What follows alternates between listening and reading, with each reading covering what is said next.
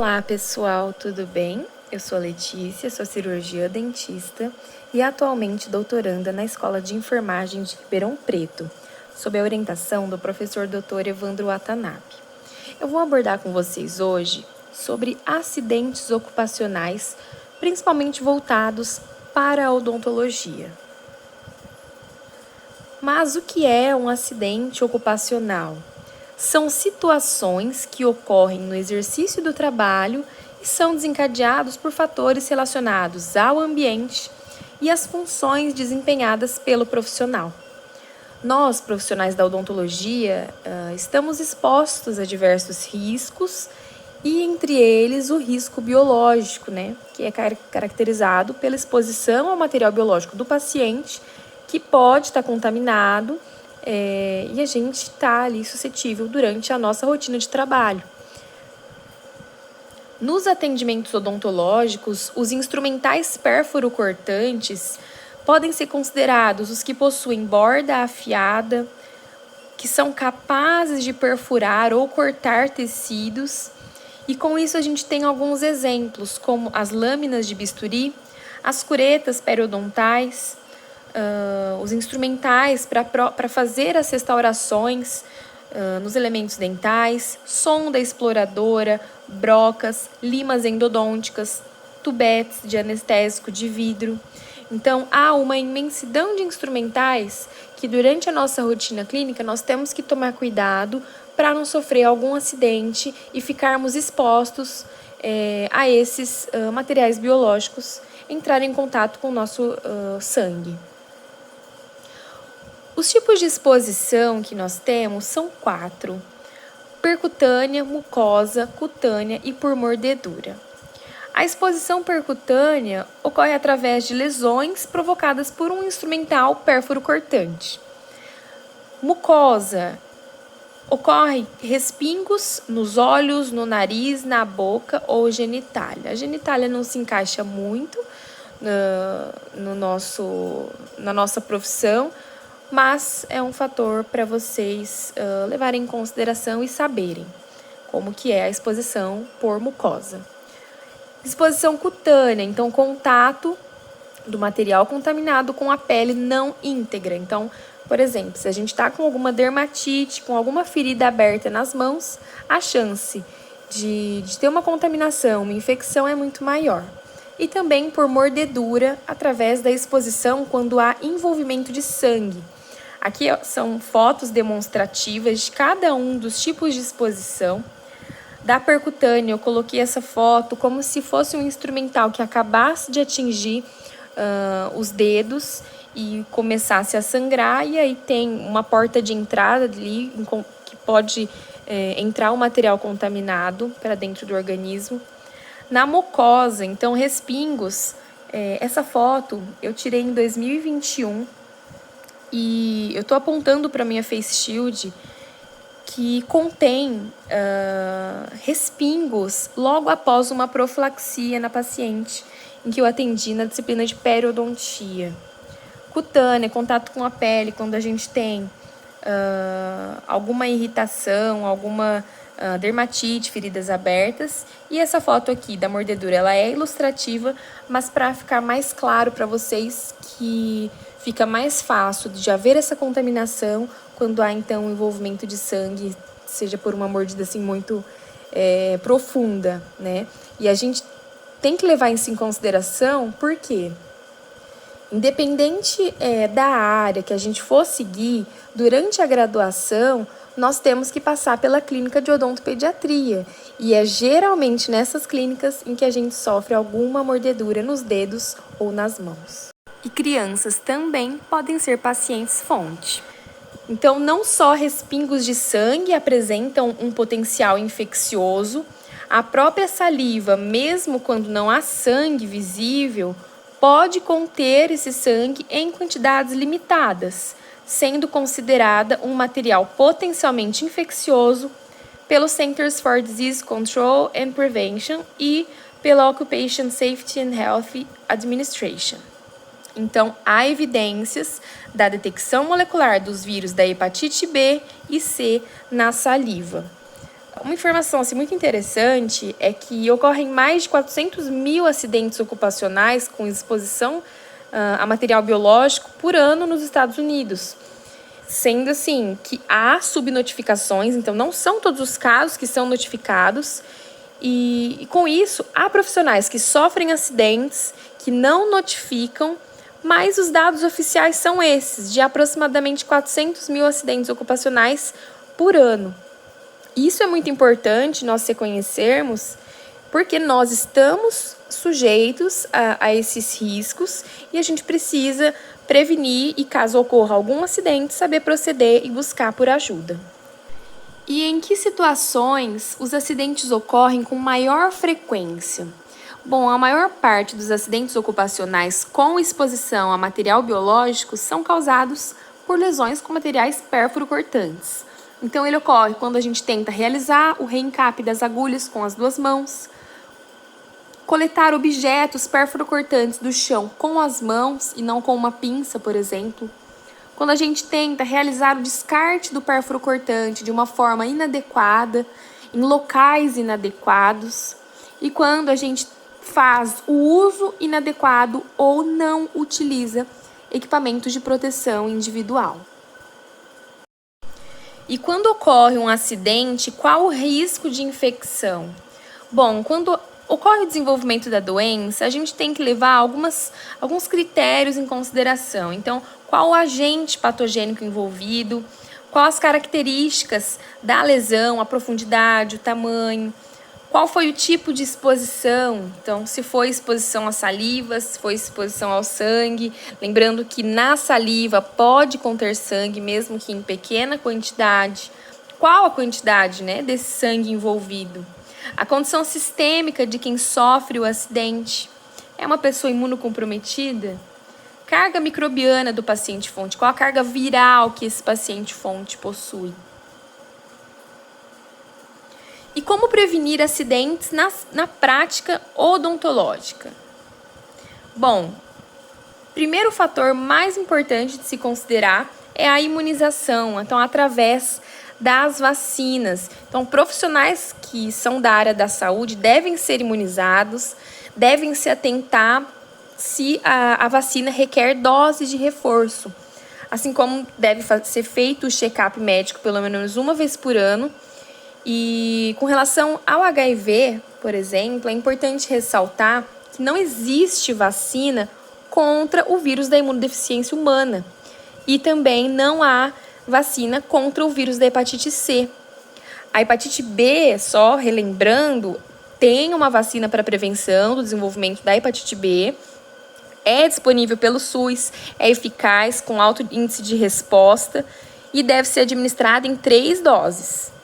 E a resposta imunológica da hepatite B, ela deve ser confirmada através do exame anti-HBs. Mas a imunização é um dos principais fatores que os profissionais da saúde devem levar em consideração. Utilização de barreiras de proteção. É indispensável à equipe odontológica o uso de gorro, avental, máscara, óculos ou face shield e luvas de borracha durante o atendimento, também durante a lavagem dos instrumentais posteriormente. Atenção que o uso do óculos de proteção junto com o face shield não é obrigatório, mas é recomendável o uso do face shield porque ele é capaz de cobrir a testa, de cobrir os olhos, de cobrir a bochecha, o pescoço. Então, ele confere uma proteção maior do que apenas o uso do óculos de proteção. Técnicas de manuseio dos pérfuro-cortantes e de resíduos dos serviços de saúde. Então, ao transferir um instrumental, evitar que estejam apontados para quem for entregar, se você estiver sendo um auxiliar, por exemplo. Apreender, segurar o instrumental de modo que a pontativa dele fique em direção contrária ao operador. Evitar a pega do instrumental cortante, então bisturi e agulhas com as mãos. Deve-se usar pinças, alicates ou porta-agulhas. Jamais utilizar os dedos como anteparo durante a realização de procedimentos que envolvam materiais pérfuro-cortantes. É muito comum, principalmente Durante cirurgia, em que a gente ali está fazendo uma força maior, que a gente não está se atentando tanto no afastamento do tecido, às vezes está o auxiliar afastando e a gente fica com a mão ali, não usa o afastador. É muito comum ver a escapatória do instrumental, que a gente está puxando o dente em direção à mão que a gente está afastando os tecidos. Então, é muito importante a gente se atentar a isso e não utilizar as mãos, os dedos, como um anteparo. Deixar as peças de mão com as brocas voltadas para o lado contrário ao operador.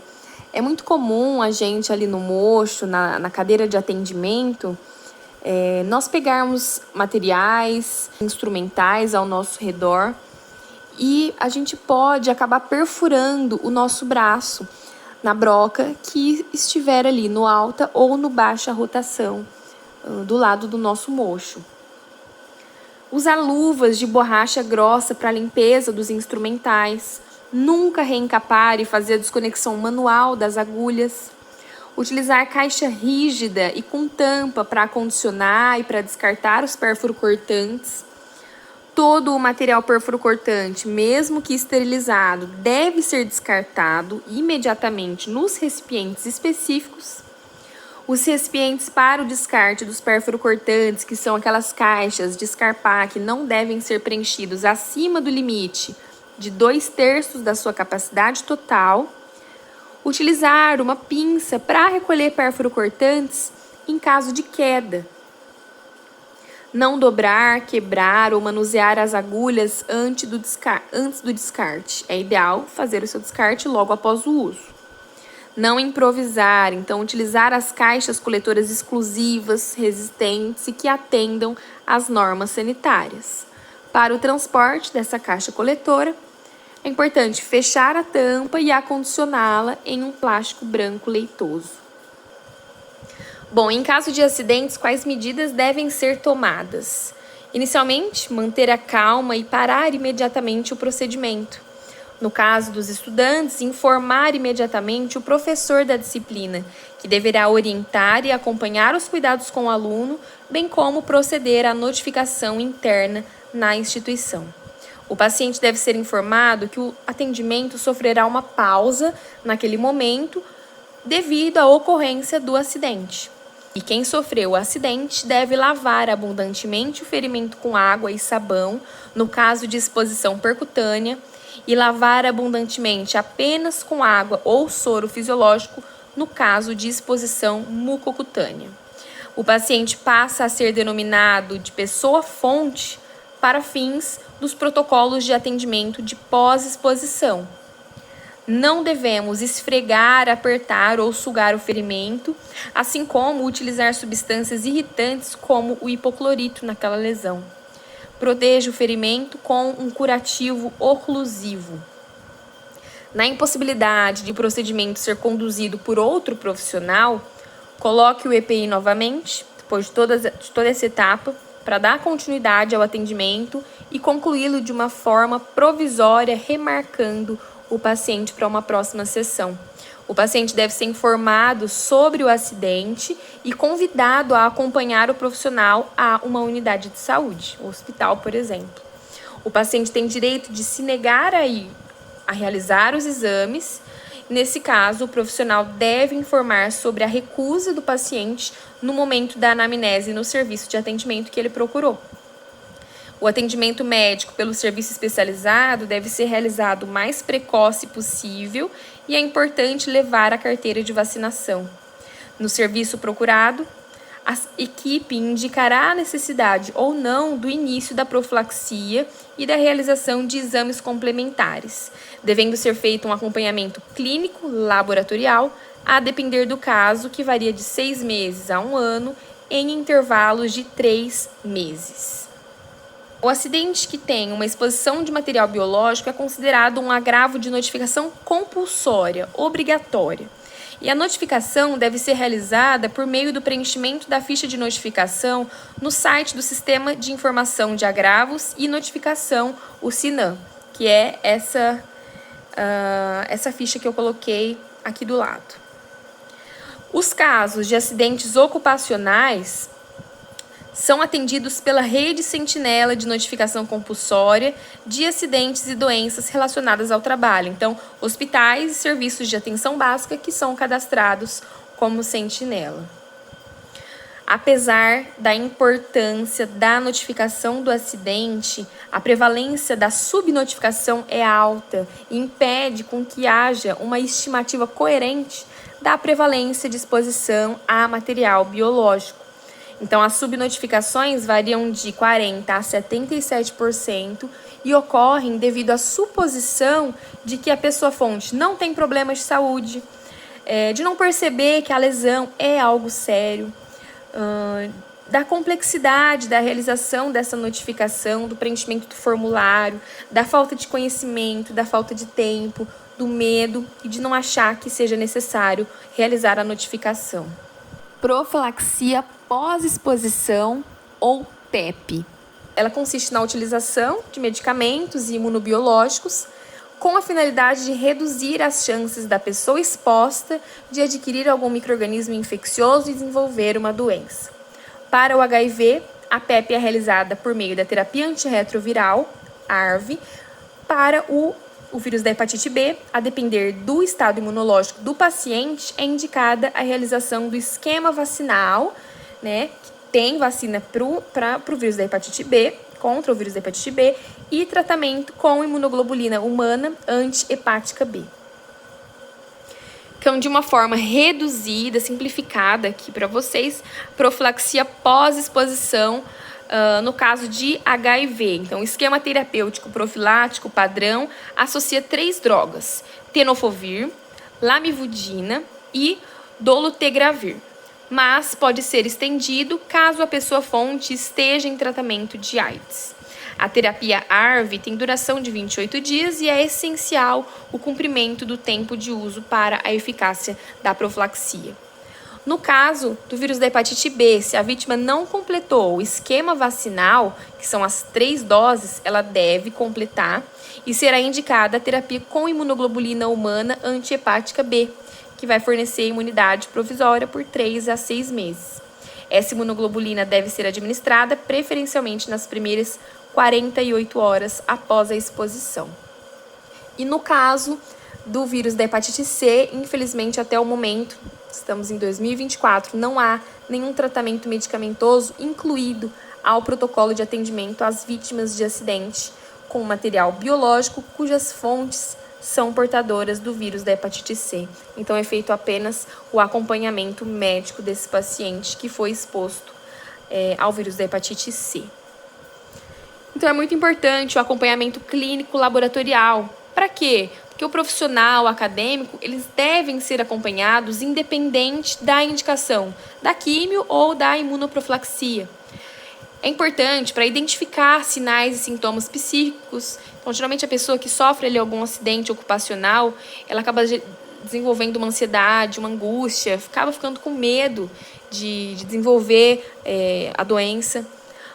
Observação da adesão do paciente ao esquema profilático, adoção de medidas para que haja a continuidade do tratamento, avaliação da toxicidade dos medicamentos ou efeitos adversos da profilaxia e avaliação da soroconversão e das complicações relacionadas à infecção.